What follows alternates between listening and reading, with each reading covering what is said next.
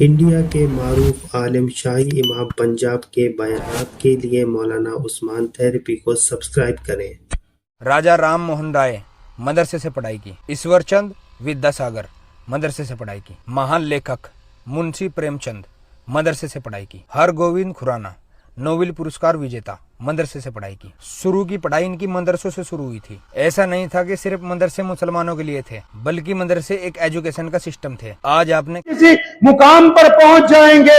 जिन्होंने बेइज्जतियां करने की कोशिश की, उनके लिए कुरान पाक में सबसे खतरनाक जो सूरत है, तब्बत यदा अबी लहब व तब, पढ़ लेना कभी कुरान उठा के।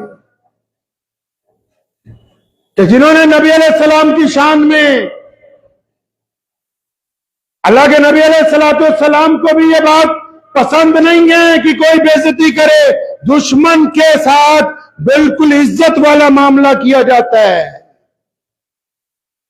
सुल्तान सलाहुद्दीन अय्यूबी रहमतुल्लाह अलैह ने जिस दिन खान बैतुल मुकद्दस को फतेह किया, इसी बैतुल मुकद्दस को, आज जिसकी अजमत की लड़ाई पूरी दुनिया के मुसलमान अपनी दुआओं के अंदर लड़ रहे हैं, जब कुछ सुल्तान सलाहुद्दीन अय्यूबी इसमें दाखिल हुए और बड़े बड़े उस दौर के बादशाहों को कैद कर लिया गया। उस दौर के ईसाई बादशाह जो थे, जब वो कैद हो गए, जब सुल्तान सलाहुद्दीन अय्यूबी के सामने पेश किए गए, वो कांप रहे थे, वो डर रहे थे। क्यों? उनकी तारीख है कि उन्होंने जब कभी फतेह हासिल की तो गर्दनें उतारी, जुल्म किया, तशद्दुद किया।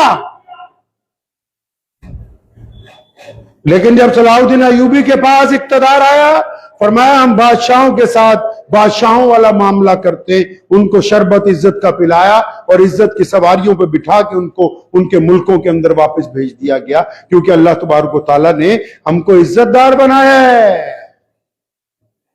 आज तो जुबान का खेल ऐसा चल रहा है कि लोग खानदान को तोड़ के समझ रहे हैं कि हमने कमाल कर लिया भाई।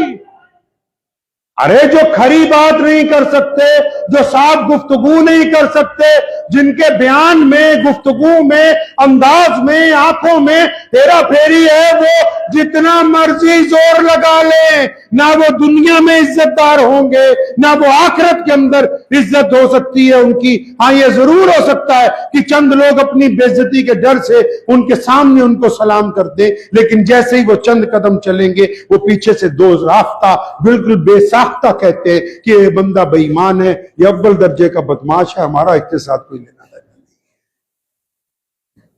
जुबान के ऊपर ही तो दुनिया कायम है, जुबान ही तो देते हैं हम। अब हमने जुबान से बच्चे के कान में कहते हैं अल्लाह अकबर, अल्लाह अकबर।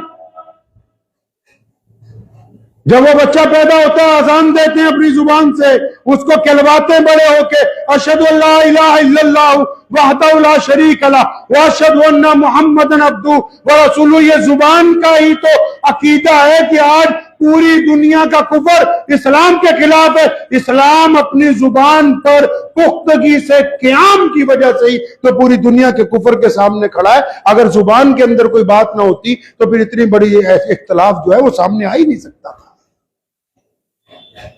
हम जाती गुफ्तगू में भूल रहे हैं कि जुबान के आदाब क्या है, जुबान हमको कहती क्या है। अरे भाई, जुबान में हड्डी तो नहीं होती, लेकिन ये सारी हड्डियां तोड़वा देती है इंसान की।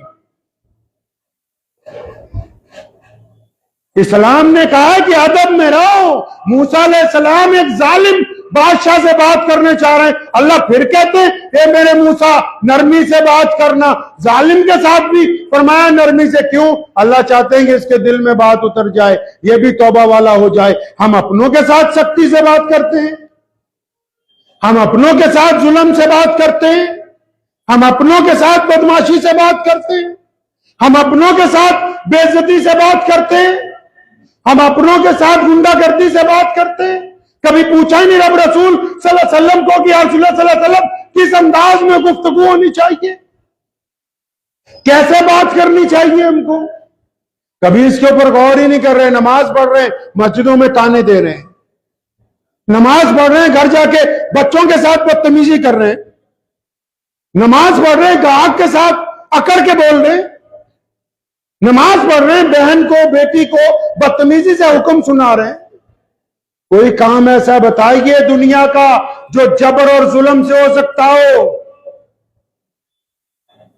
दुनिया में कोई ऐसी ताकत नहीं जो जुल्म और जबर की वजह से किसी से कुछ मनवा ले। तारीख है ये कायनात की, जुल्म और जबर से कुछ नहीं मनवाया जा सकता। आप जुबान की शक्ति उन पे आजमा रहे हो जिन्होंने आपको बोलना सिखाया, उन मां बाप से बदतमीजी करते हो जिन्होंने एक एक लफ्ज आपकी जुबान पे डाला कि ये बोलो, ऐसे बोलो। आप उनके सामने जुबान चला रहे हैं। जिन्होंने मुसीबत में साथ दिया, आप उनके आगे जुबान, और फिर अच्छा बदतरीन जुबान चला के आप ये भी खुश हो रहे कि देखो जी हमने तो कमाल कर दिया, मुंह पर जाके कह दी। उसके बारे में भी अल्लाह और उसके रसूल सल्लल्लाहु अलैहि वसल्लम ने फरमाया, मुंह पर वो कही जाती है जो बादशाहों के सामने हक बात कही जाए, हुक्मरानों के सामने। रिक्शा वाले को गाली देना कोई बहादुरी है? मजदूर को गाली देना कोई बहादुरी की बात है? बीवी को गाली देना कोई बहादुरी है? अपनी बेटी के ऊपर जुल्म करना बहादुरी है? अपने गरीब पड़ोसी के ऊपर जुबान दराजी करना बहादुरी है? हुक्मरानों के आगे तो चमचागिरियां करते फिरते हो, वहां जुबान नहीं निकलती तुम्हारी।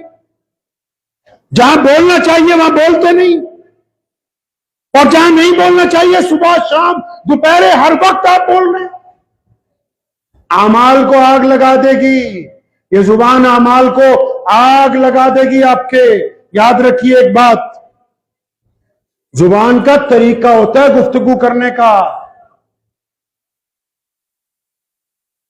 शेर सलाम मौलाना हबीबुर रहमान साहब लुधियानवी रहमतुल्लाह अलैह, मेरे वालिद साहब, तो एक दिन हमें फरमाने लगे, बेटा जुबान की गुफ्तगू लोग कैसे करते हैं, अल्फाजात का तायुन इस्लाम कहता है सही करो।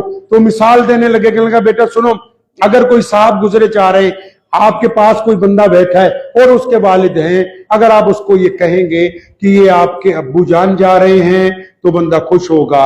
अगर आप ये कहेंगे कि तुम्हारी मां का आदमी जा रहा है तो वो बंदा नाराज हो जाएगा। बात वही है, अल्फाज का तायन दुरुस्त नहीं। अभी एक मुसलमान यूट्यूबर ने कोई टिप्पणी की मदरसों पे, तो धड़ाधड़ उसके घर के बाहर उधम मचा रहे हैं, अलग अलग लोग वीडियो बना रहे हैं। बात उसको करनी नहीं आई, वो बात इस तरह करता कि जो औलमाए हक हैं उन्होंने मुल्क को आजाद करवाया, जो औलमाए हक हैं वो आज भी मदारिस को लेके चल रहे हैं, जो औलमाए हक हैं वो बच्चों को बेहतरीन तरबियत दे रहे हैं। लेकिन इन औलमाए हक के दरमियान गिनती के अब ऐसे लोग भी आ गए जिन्होंने मौलवियों वाली शक्ल सूरत बना के कौम की रकम के ऊपर डाका डालने का धंधा शुरू कर लिया है। इनको तस्लीह के अंदर, इनको आम जुबान में औलमाए सू कहा जाता है, तो उसकी बात दुरुस्त हो जाती, लेकिन उसको बात करने का सलीका नहीं आया, इसलिए पूरी कौम जो उसके पीछे लठ लेके तैयार हो गई। अंदाजे गुफ्तगू दुरुस्त रखे, और यह जरूरी नहीं है कि गुफ्तगू का अंदाज सिर्फ मौलवियों का, यूट्यूबरों का टूको, नहीं नहीं, इब्तदा तो घर से करनी है। गुफ्तगू का अंदाज अम्मी अब्बू के साथ ठीक हो, और माँ बाप भी सुनो जो सारा दिन अपनी औलाद को ताने देते, वो माँ बाप भी कान खोल के सुनो जो सारा दिन औलाद की बुराइयां करते, जो औलाद को सुबह ताना दे के घर से भेजते, शाम को आते वक्त भी उनकी बुराइयां करते। ये जो जुबान का गलत इस्तेमाल आप अपने बच्चों पे कर रहे हो, अल्लाह के हुजूर इसकी भी पकड़ होगी। आपको माँ बाप इसलिए बनाया कि आप इनको एक बेहतरीन जिंदगी दें, इसलिए नहीं बनाया कि आप इनका दिल फूकते रहें और इनकी जिंदगी जीना हराम कर दे, इसलिए तुम्हें इनका माँ बाप नहीं बनाया। अपनी जुबान की दुरुस्तगी को नबी अलैहिस्सलाम के हुक्म के मुताबिक लाना होगा।